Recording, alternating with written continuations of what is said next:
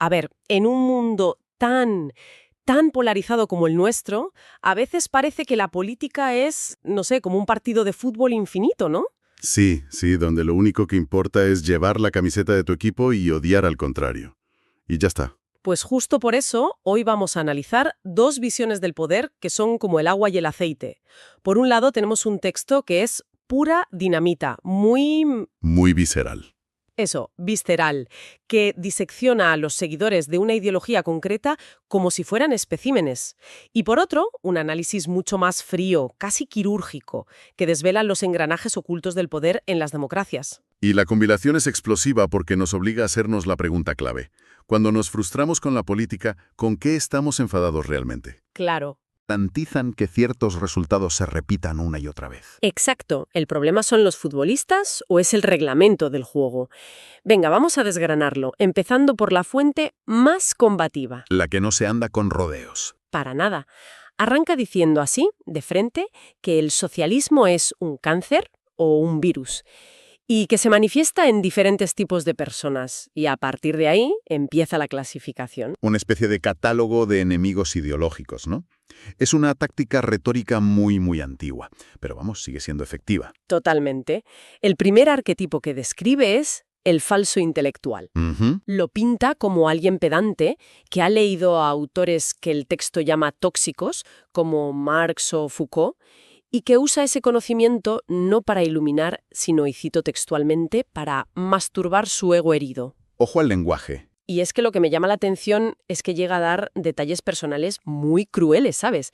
Como que suele ser muy feo y haber sufrido bullying de pequeño. Luego pasa al segundo tipo, el parásito. Este es más sencillo. A ver. Un vago o un mediocre que en vez de trabajar se declara víctima del sistema para vivir de las subvenciones. Y el tercero es el ingenuo. El ingenuo. Que es la persona que cree en las promesas del socialismo para ayudar a los pobres porque, bueno, suena bien y se lo dicen los políticos. Según la fuente, no investiga nada porque se siente bien así y le da una especie de superioridad moral barata. No se detiene en los votantes, ¿eh? La artillería pesada la reserva para los políticos. Primero está el político vividor. Un clásico. Sí, lo describe como un cínico, un mediocre que fuera de la política no sería nadie, pero que dentro se enriquece con dinero público mientras da discursos vacíos sobre gente que, en el fondo, ni siquiera le importa. Una figura que, seamos sinceros, mucha gente de cualquier ideología cree reconocer en la clase política. Es un arquetipo muy potente porque se nutre de una desconfianza que ya está ahí, muy extendida. Sí, pero es que luego sube la apuesta con el político criminal. Este ya no es solo un inepto o un cínico. Este va más allá. Mucho más. Este, según el texto, viola la ley, a propósito, practica el nepotismo metiendo a sus amigos y familiares en cargos e incluso vuelve a las descripciones físicas. Otra vez. Sí, dije, desaliñado, cabellos largos y sin higiene. Y el remate final, cuando lo pillan, su defensa es siempre la misma. Déjame adivinar, la culpa es de otros. Decir que es una víctima de una cacería fascista. Claro. Y con eso el texto cierra su argumento. La conclusión es tajante. El socialismo es una ideología fallida que además está financiada por élites oscuras como Soros y grandes corporaciones. Ajá. Y la solución que propone es, a primera vista, muy lógica y muy democrática. Un llamado a la acción para que la gente se despierte, se informe y, sobre todo, deje de votar estúpidos, incapaces y criminales. Vale, entonces la moraleja de esta primera fuente es casi un ideal cívico. El poder reside en el votante informado. Si las cosas van mal es porque la gente no elige bien.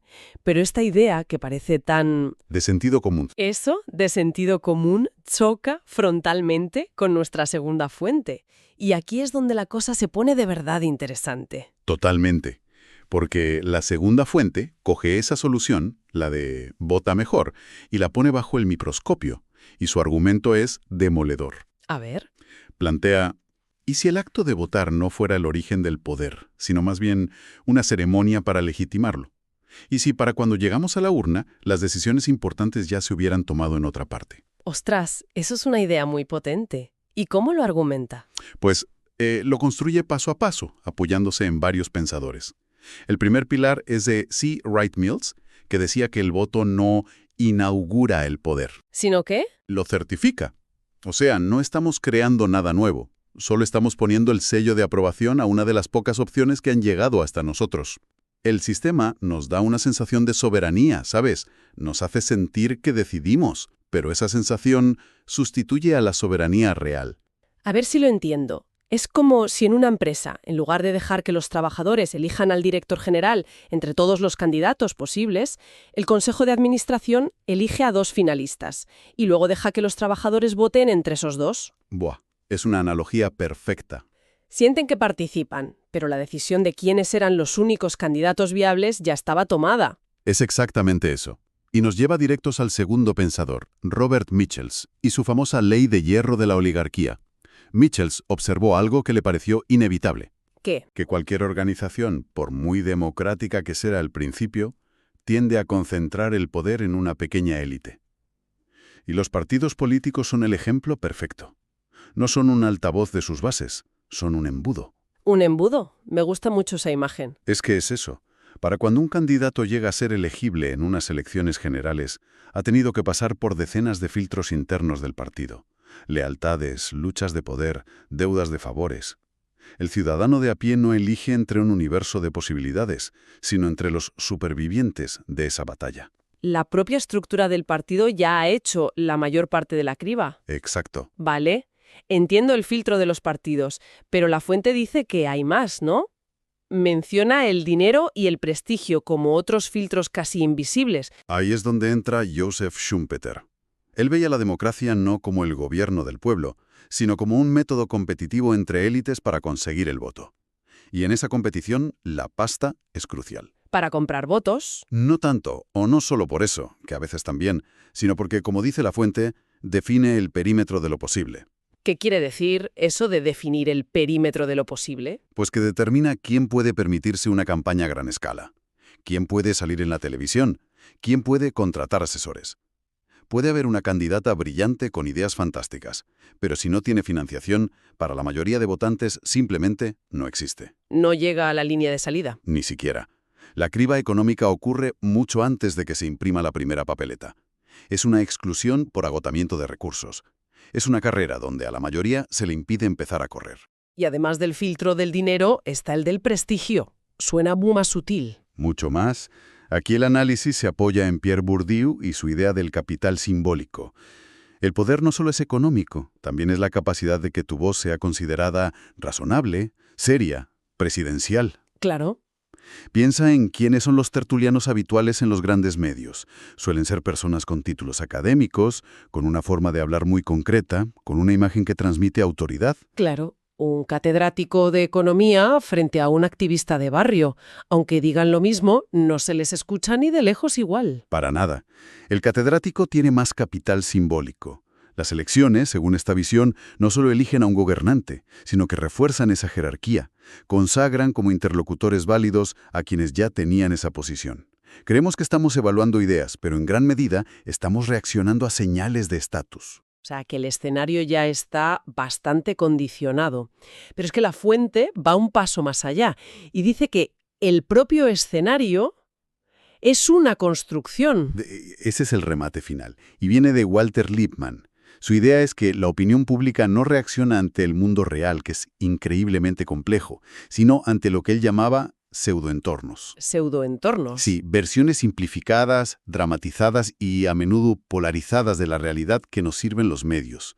La política se convierte en un espectáculo, en una gestión de percepciones. Los temas de debate no son los más importantes, sino los que mejor se adaptan a un titular o a un corte de 30 segundos.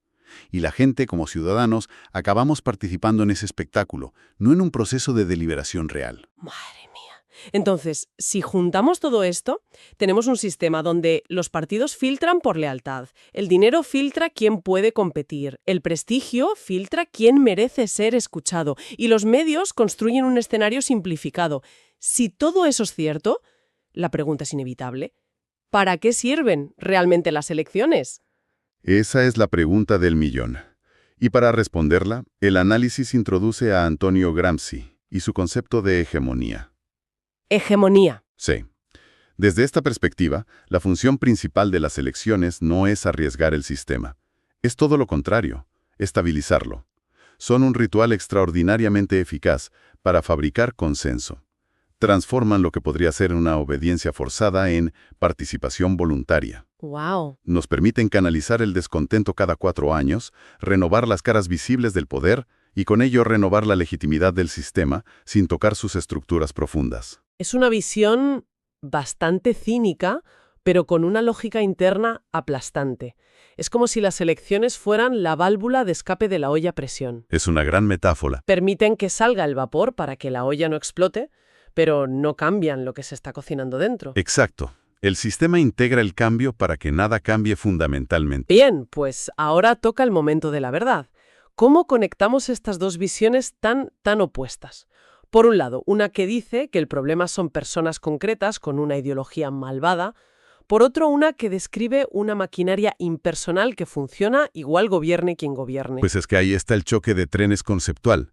El primer texto localiza el problema en la ideología, en la moral y la ideología de los individuos. Es una batalla entre el bien y el mal, los listos y los tontos. Los trabajadores y los vagos. El segundo texto localiza el problema en la estructura impersonal del poder. Los partidos, el dinero, el prestigio, los medios.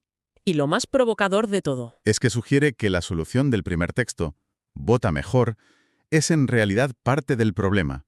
Es el acto central del ritual que mantiene la ilusión de control y legitima el sistema. Es decir, mientras una fuente nos dice que somos malos jugadores y que tenemos que mejorar nuestra técnica, La otra nos susurra al oído que la partida está amañada de antemano. exactamente. Una ve un campo de batalla ético, la otra un teatro. Teatro, sí. Y en el teatro los actores pueden ser buenos o malos, pueden improvisar un poco, pero el guión, la escenografía y el acto final ya están escritos. Las elecciones serían el aplauso del público, que da sentido a la obra y garantiza que se represente otra vez mañana, quizá con otros actores, pero con la misma trama. Una se centra en los personajes. Y la otra en la arquitectura del teatro. Hemos hecho un viaje increíble.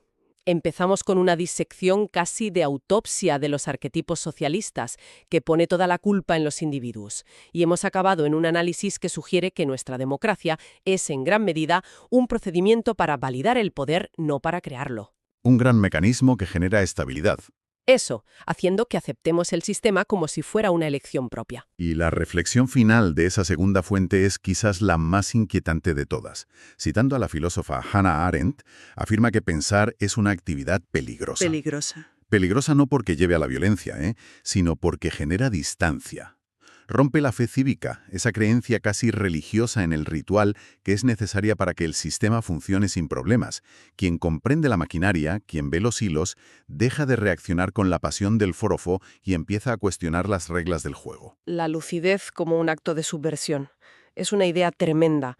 No se trata de salir a la calle con una pancarta, sino de la rebelión silenciosa que supone simplemente entender. Correcto. Y eso nos deja con una pregunta final realmente incómoda, una para darle vueltas en casa. Dispara. Convicción para mantener la estabilidad y con suerte influir un poco, aún sabiendo que es un teatro. O dar un paso atrás para comprender cómo funciona de verdad, aún a riesgo de quedarse aislado y ser tachado de cínico. La fuente sugiere que la comprensión puede ser más disruptiva que la crítica. Y la pregunta que queda flotando, entonces, es... ¿Qué pasa cuando la comprensión reemplaza a la convicción?